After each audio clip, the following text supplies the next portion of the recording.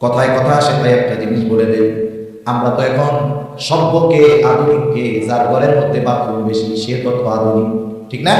আপনি বাড়ি বানাইছেন, আগে বাথরুম থাকতো অনেক দূরে, এখন আপনি বাড়ি বানাইছেন, বাথরুম যদি ঘরের মধ্যে না দিয়া বাইরে দেন মানুষ আপনাকে আধুনিক বলবে না, কিন্তু যদি ঘরের মধ্যে বাথরুম দেন দেখবেন এটা কেন আধুনিক বেশি, ঠিক কিনা বলেন?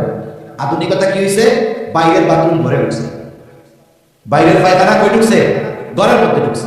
এই হলো আধুনিকতার নাম। এই বাথরুম ঘরে হওয়ার কারণে আমরা অনেক সময় মেসওয়াক, আমাদের ব্রাশ এগুলো বাথরুমের মধ্যে রাখি, একটা র্যাকের মধ্যে রেখে দেয়। এখন বাথরুমের মধ্যে যখন থাকে ব্যাকটেরিয়া, জীবাণু থাকে, আপনি ঘুম থেকে উঠে পেস্ট লাগায় ব্রাশ করতেছেন, ওই জীবাণু ওর দ্বারা আপনার পেটে সমস্যা হতে পারে। এজন্য বিশেষ করে মেসওয়াক, ব্রাশ এগুলো বাথরুমের বাইরে রাখবেন, রাখবো তো ইনশাআল্লাহ। এবার আপনি বাথরুমে ঢুকবেন, ঢোকার আগে দোয়া করতে হবে। অনেকে জানে না, ঢুকার পরে দোয়া পড়ে। ঢোকার আগে দোয়া পড়বেন, এরপরে পাম্পা দিয়ে ঢুকবেন, বাথরুমের মধ্যে বসলেন, জরুরত ছাড়লেন, টিস্যু ইউজ করলেন, পানি দিয়ে পরিষ্কার পরিচ্ছন্ন হইলেন।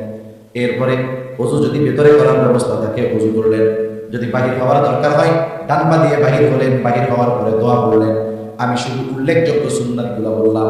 একটা মানুষ যদি সুন্নাত তরিকায় বাথরুম করে তাহলে ওই বাথরুম করার মধ্যে তার কমপক্ষে 10টা সুন্নাতের আমল হয়ে যায়।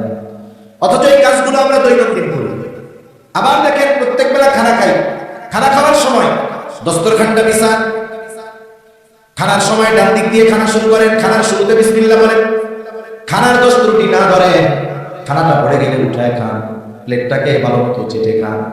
এই যে অনেক সময় আমরা হুজুররা কোনো জায়গায় খাইতে গেলে একটু চাইটা চুইটা খাই, অনেকজন দেখে দেখে কিনে দেয় হুজুর প্লেট না খায়, আরে প্লেট তো জান্নাতে গিয়ে খান, এর আগে একটু প্র্যাকটিস করে যাবেন, ঠিক কিনা বলেন?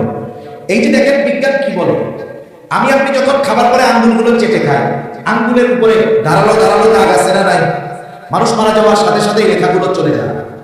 এইটা যখন জিহ্বার সাথে ঘষা খায় দেখবেন একটা লালা হয়, লালা।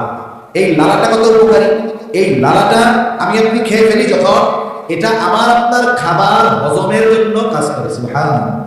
আপনি প্লেট চেটে খাইতেছেন, মানুষ বলতেছে খেন, আমি বলি এটা সুন্নাত। উপকার কি? 1 নাম্বার নবীর সুন্নাত অনুযায়ী খানা খাওয়ার কারণে সওয়াব হইল। 2 নাম্বার, হাত যখন চেটে পুটে খেলাম, এই যে লালা হলো ঘষা লাগার কারণে, এই লালা আমার হজমের জন্য কাজ করে। সুবহানাল্লাহ। ইসলামের প্রত্যেকটা বিষয় মেনে চললে আখিরাতের উপকার তো আছে, দুনিয়ার গুলোও আছে। তবে আমরা দুনিয়াবি কল্যাণের জন্য ইবাদত করব, ইবাদত করব আল্লাহর জন্য, আর দুনিয়াবি কল্যাণ অটোমেটিকলি আল্লাহ দান করবে। সুবহানাল্লাহ।